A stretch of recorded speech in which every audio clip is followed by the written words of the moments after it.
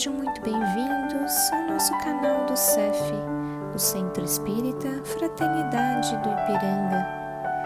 Vamos iniciar em breve mais uma assistência espiritual aos animais. Busquem um local tranquilo e em harmonia. Nós também orientamos que deixem um recipiente com água próximo para que ela seja fluidificada posteriormente. Durante esses instantes, procuremos manter o nosso pensamento em Jesus, o nosso Mestre, e a nossa mente tranquila.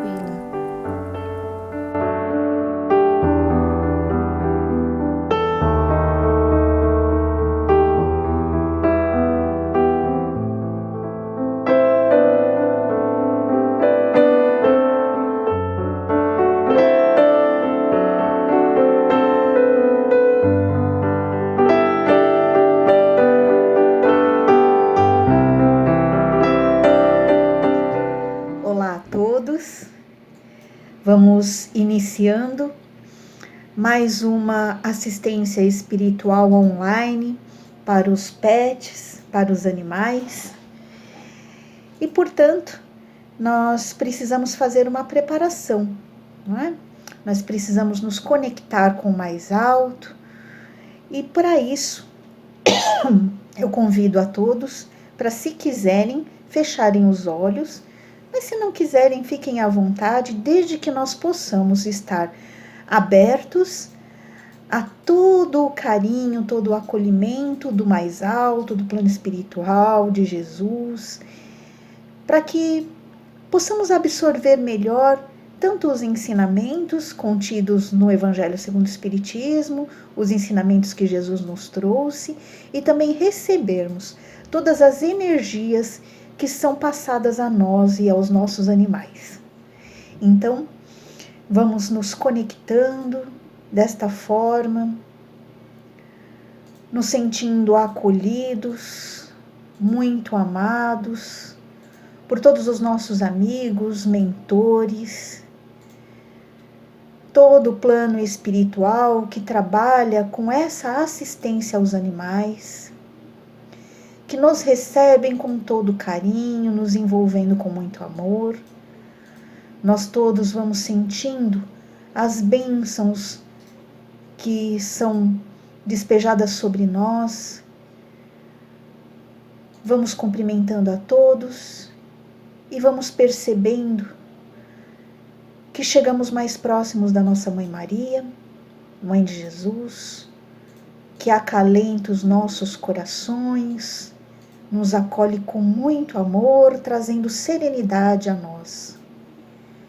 E nós pedimos à nossa Mãe querida que nos leve até Jesus, o seu Filho muito amado, e diante dele nós pedimos que ele nos auxilie nessa nossa caminhada, que possamos estar sempre abertos aos seus ensinamentos, que nós possamos aplicar esses ensinamentos na nossa vida, nos modificando para melhor.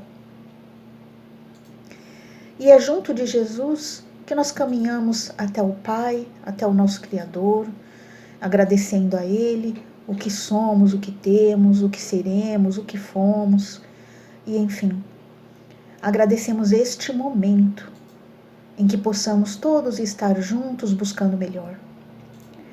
E então nós dizemos: Pai nosso que estais no céu, santificado seja o teu nome.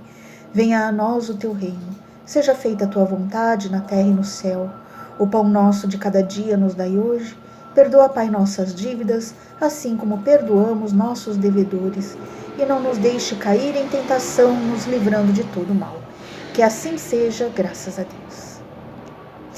Bom, o tema de hoje é: a vida continua no plano espiritual e a Terra é escola para a nossa evolução. Bom, quando a gente fala a vida continua no plano espiritual, significa o quê? Que a vida não termina com a morte do corpo, né? O corpo morreu e o que acontece depois? Acontece que o espírito continua vivendo, só não tem mais aquele corpo físico, não é? E este tema nós encontramos especialmente no capítulo 2 do Evangelho segundo o Espiritismo. E o capítulo 2 é o trecho do capítulo 2 que fala: meu reino não é deste mundo. Né? Esse é o título do capítulo 2 do Evangelho segundo o Espiritismo. E mais especificamente no item que fala da vida futura, nós encontramos aí que Kardec vai dizer a nós, né, que o Espiritismo ele trouxe luz sobre a vida após a morte. Não é? Porque no cristianismo existia aquela questão de existe algum lugar algum lugar que o espírito vai, a alma vai para depois da morte, mas fica aquela coisa meio nebulosa, não muito explicada, não é? E no Espiritismo já trouxe uma luz sobre isso, né? Porque traz relatos da vida espiritual através dos espíritos, né? E mostra que isso não é uma hipótese, né? Não é só uma ideia, na verdade é uma realidade mesmo. Está provado isso, porque os espíritos vieram trazendo todos os dados, todos os relatos, né, da vida espiritual, do estado em que eles se encontraram após a morte, enfim, tá? E que então nos mostra e atesta que somos espíritos, todos nós somos na carne, né? Todos nós somos espíritos temporariamente vivendo na matéria. Porque a vida verdadeira mesmo é a vida espiritual. Nessa vida encarnada estamos temporariamente na matéria, mas a vida verdadeira mesmo é a espiritual, certo? Porque o espírito nunca morre, ele sempre continua. Né? Continua as suas experiências depois da morte física, continua vivendo no plano espiritual, até uma nova oportunidade de viver fisicamente de novo, que nós chamamos de reencarnação. Tá? Para quê? Para que a gente continue aprendendo, continue a nossa caminhada, não é? E no item também do capítulo 2, que chama O Ponto de Vista, nós encontramos aqui um outro trecho que diz assim, que nós temos assim uma ideia clara da vida futura, e essa vida futura, essa ideia clara, né, nos dá uma fé inabalável. Quando a gente entende isso, nós temos uma fé inabalável. Né? Por quê? A gente muda o ponto de vista, né? Segundo o que está escrito no Evangelho segundo o Espiritismo, muda o ponto de vista pelo qual os homens encaram a vida terrena. Mas não é verdade? Né? Quando a gente sabe que existe uma vida após a morte do corpo físico, né? Como que a gente encara a vida que nós temos hoje? Né? Nós percebemos que a vida que temos hoje, a vida corporal, ela é só uma rápida passagem. É um momento na nossa vida infinita, que é a vida espiritual. Não é? E que os problemas, as tribulações, os desafios, as dificuldades, elas ganham uma dimensão diferente. Antes era aquela coisa enorme, né? Mas elas ganham agora uma dimensão diferente. Por quê? Porque nós percebemos que as tribulações são incidentes, né? Para que a gente enfrente com paciência, porque uma hora isso vai acabar, porque uma hora isso também vai passar, não é? E Kardec pergunta também aos espíritos qual é a finalidade da encarnação. Ele pergunta isso aos espíritos e eles respondem: Deus lhes impõe a encarnação para que possam evoluir, para que possam progredir. Isso quer dizer o quê? Né? Deus impõe a encarnação para progredir. Então, a encarnação é uma oportunidade para a gente progredir, é uma oportunidade para a gente evoluir, para todos evoluírem, não é? Para aprenderem. Então, o tema dessa preleção é: a vida continua no plano espiritual, já comentamos. E a Terra é escola para a nossa evolução. É a segunda parte desse tema. A Terra é escola para a nossa evolução. Bom, claro, né? Se nós encarnamos para aprender, para evoluir, e Deus nos coloca isso justamente por misericórdia, né? Para que nós possamos aprender, então, essa encarnação, a encarnação à Terra, ela serve para isso, para a nossa evolução. Nossa encarnação na Terra serve para isso, não é? E a Terra, ela é um mundo de expiação e prova. Vamos comentar um pouquinho isso. O que é expiação? Expiação é reparar, expiar, é reparar erros que cometemos. Então, a encarnação é uma chance para saudarmos débitos, né? Para corrigirmos aqueles erros que nós cometemos, né? Para reconstruir aquilo que porventura tenhamos destruído. Não é? Então, isso é uma chance, é uma oportunidade. Expiação para que nós possamos saldar esses débitos que criamos, não é? Por lei de ação e reação, nós precisamos saldar esses débitos, tá? E expiação e prova, então o que é prova? Prova, o próprio nome diz, é uma prova, não é? É provar que aprendemos, são testes, igual escola, né? Nós precisamos, então, na encarnação, na Terra, passar por algumas situações para provar se nós aprendemos ou não, se nós consolidamos ou não um aprendizado, não é? Então, vamos pensar assim, encarnação, ela nos prova se estamos aprendendo, por exemplo, a amar ou não. Será que nós estamos aprendendo mesmo a amar ou não? Como assim amar? Porque Jesus falou, amar o próximo como a si mesmo. Essa é uma necessidade, não é? Nós precisamos amar o próximo como a nós mesmos. E será que nós estamos fazendo isso mesmo? Será que nós estamos aprendendo mesmo a fazer? Será que nós estamos consolidando isso nas nossas vidas? Não é? Então, nós vamos passar na encarnação situações que nos testam, que testam o nosso grau de tolerância, nosso grau de aceitação, nossa capacidade de renúncia pelo próximo, né? Nossa capacidade de agir com caridade, que Jesus colocou em tantos ensinamentos, em tantas parábolas, não é?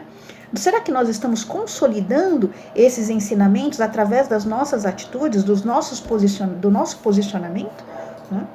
E também, um outro exemplo, né? A encarnação também serve para testar a nossa fé. Será que nós aprendemos mesmo? Né? Será que nós sabemos, nós consolidamos a nossa fé? Nós conhecemos mesmo isso? Nós sabemos mesmo o que é fé? Então, vão existir situações na encarnação que também vão colocar a nossa fé à prova, não é? E no capítulo 2, que é o próprio capítulo 2, o título, né? É Meu Reino Não É Deste Mundo. Então, vamos pensar assim, o que tem a ver, né? Que a Terra é escola para a nossa evolução, com o meu reino não é desse mundo, que foi o que Jesus disse. Né? Então, vamos relembrar quando foi que ele disse isso. Né? Pilatos pergunta para Jesus, né? Pergunta se ele é rei, né? Naquele momento lá do julgamento de Pilatos. E Jesus responde, meu reino não é deste mundo. Ou seja, ele já está dizendo que sim, ele tem um reino, só que o reino não é deste mundo. Pilatos não entendeu, né? Mas também, por quê?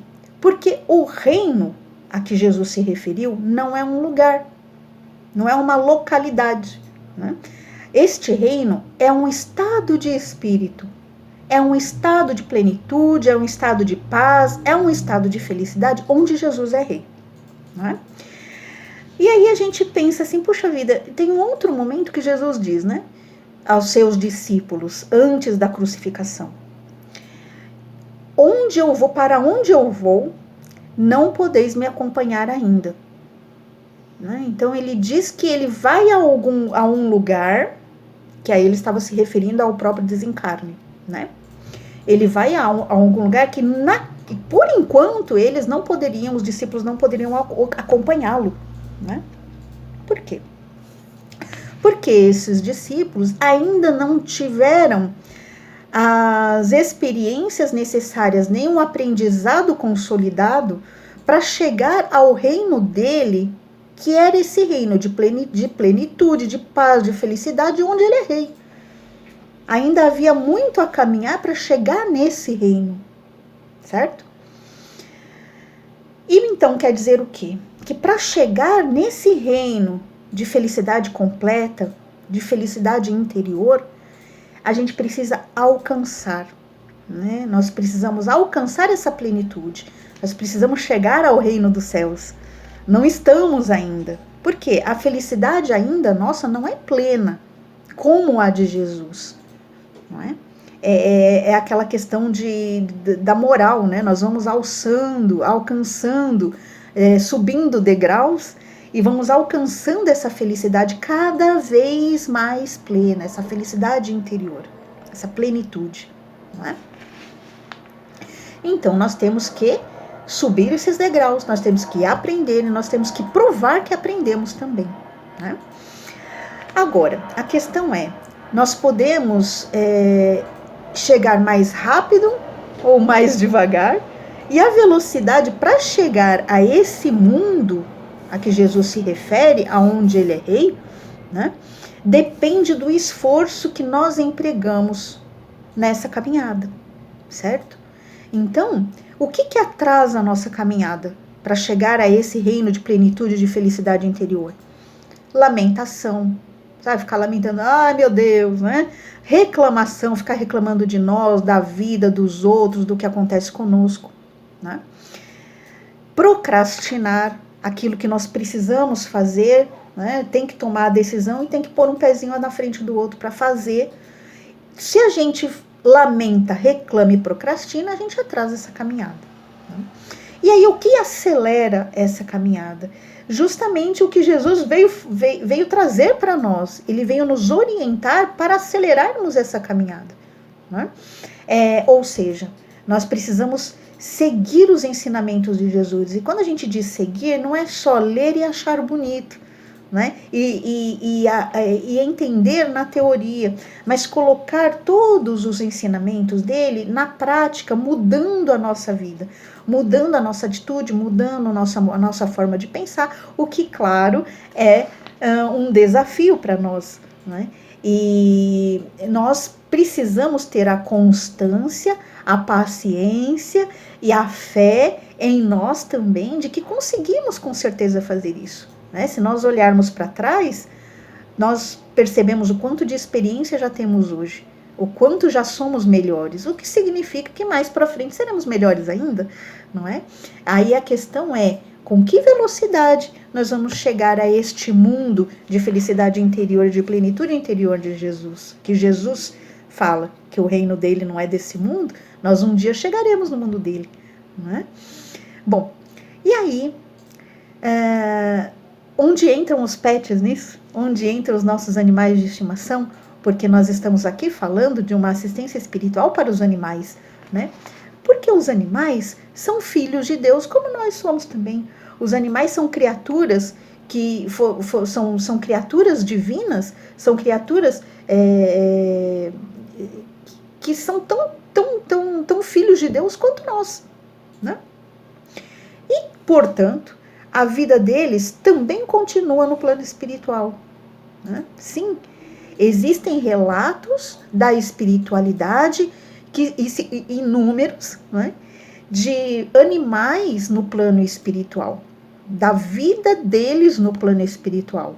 E também relatos de que eles também têm que reencarnar para prosseguir, para continuar a sua caminhada evolutiva, porque eles também evoluem, eles também crescem, eles também precisam de experiências novas para agregar conhecimento, né, na vida deles, e portanto também precisam reencarnar, né?